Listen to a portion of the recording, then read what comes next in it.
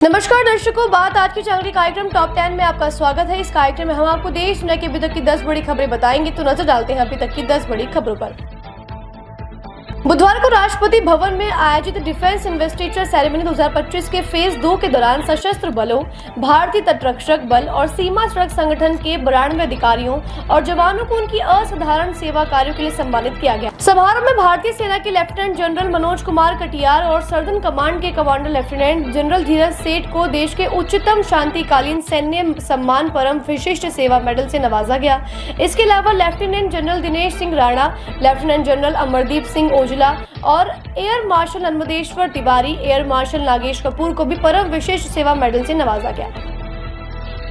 मुख्यमंत्री योगी आदित्यनाथ का नाम अयोध्या के इतिहास में स्वर्णिम अक्षरों में अंकित होने जा रहा है। मुख्यमंत्री आज राम मंदिर के प्रथम तल पर राम दरबार समेत अन्य विग्रहों के प्राण प्रतिष्ठा समारोह के साक्षी बनेंगे।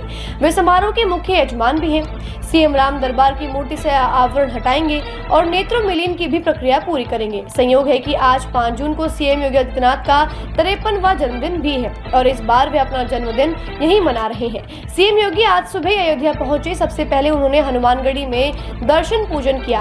प्राण प्रतिष्ठा के बाद में योगी महंत नृत्य गोपाल दास के जन्मोत्सव समारोह में भी शामिल होंगे। इसके अलावा सरयू महोत्सव का भी उद्घाटन करेंगे। प्रधानमंत्री मोदी के आज अरावली की भूमि पर हरियाली के लिए पहल शुरू हुई। प्रधानमंत्री नरेंद्र मोदी विश्व पर्यावरण दिवस के अवसर पर आज बृहस्पतिवार को अरावली पर्वतमाला में बंजर भूमि का उपयोग लायक बनाने के उद्देश्य से एक विशाल परियोजना का शुभारंभ करने जा रहे हैं। इसके तहत 29 जिलों में करीब 1000 नर्सरी विकसित की जाएगी। मौके पर दिल्ली, हरियाणा, राजस्थान और गुजरात के मुख्यमंत्री अपने अपने राज्यों से इस अभियान में शामिल हो रहे हैं। मोदी दक्षिणी दिल्ली का रीज क्षेत्रों में पौधे लगाएंगे, जो गुजरात की राष्ट्रीय राजधानी तक 700 किलोमीटर फैली पर्वत श्रृंखला का हिस्सा है। सरकार ने मार्च 23 में अरावली ग्रीन वॉल पहल पेश की थी। आतंक का सरपरस्त पाकिस्तान को संयुक्त राष्ट्र सुरक्षा परिषद में एक अहम जिम्मेदारी मिली है।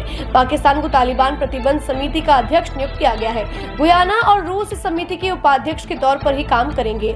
यह समिति उन व्यक्तियों, समूहों और संस्थाओं की आर्थिक संपत्ति फ्रीज करने, यात्रा और हथियारों पर प्रतिबंध लगाने जैसे फैसले लेती है जो अफगानिस्तान की शांति, स्थिरता और सुरक्षा के लिए खतरा माने जाते हैं। साथ ही पाकिस्तान को आतंकवाद विरोधी समिति का उपाध्यक्ष भी बनाया गया है। देश में कोरोना संक्रमण के मामले में उछाल के बाद केंद्र सरकार ने राज्यों के लिए हाई अलर्ट जारी किया है। सभी राज्यों को ऑक्सीजन, वेंटिलेटर, आइसोलेशन बेड और जरूरी दवाओं की उपलब्धता सुनिश्चित करने का आदेश जारी किया गया है।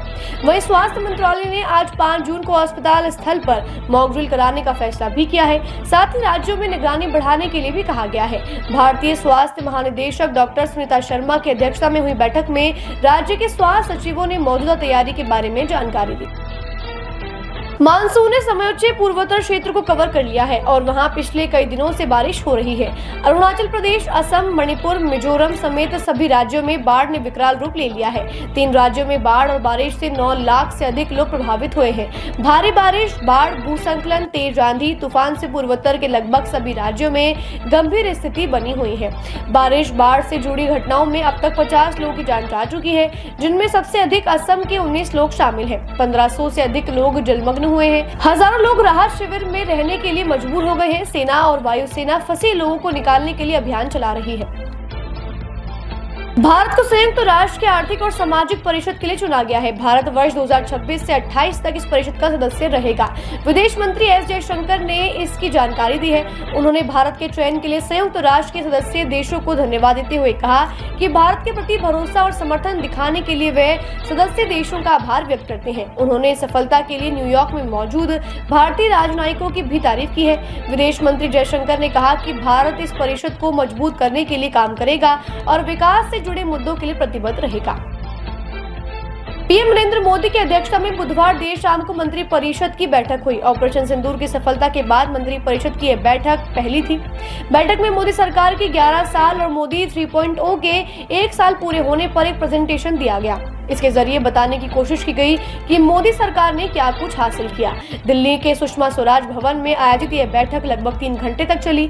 रक्षा मंत्री राजनाथ सिंह ने ऑपरेशन सिंदूर को लेकर सर्वप्रथम जानकारी दी। बाद में सीडीएस अनिल चौहान ने डिटेल प्रेजेंटेशन दिया। बैठक में जल संसाधन मंत्रालय ने सिंधु जल समझौते से जुड़ा अपडेट भी मंत्रियों को दिया और अन्य परियोजनाओं से भी अवगत कराया। भारत के 2 और स्थलों को अंतर्राष्ट्रीय महत्व की दलदली भूमि की सूची में शामिल कर लिया गया है। इसके साथ ही देश में ऐसे स्थलों की संख्या बढ़कर 91 हो गई है। भारत में रामसर स्थलों की सूची में शामिल होने वाले दोनों नवीनतम स्थान राजस्थान के फलौदी में खीचन और उदयपुर में मेनार है। रामसर सूची का उद्देश्य दलदली भूमियों का एक अंतर्राष्ट्रीय नेटवर्क विकसित करना है और उसका रखरखाव करना है। रामसर कन्वेंशन दलदली भूमि के संरक्षण और बुद्धिमानी से उपयोग के लिए एक अंतर्राष्ट्रीय संधि है। इसका नाम कैस्पियन सागर पर स्थित ईरानी शहर रामसर के नाम पर रखा गया है, जहां 2 फरवरी 1971 को इस संधि पर हस्ताक्षर किए गए थे। देश भर में गंगा दशहरा का पर्व श्रद्धा और उल्लास के साथ मनाया जा रहा है।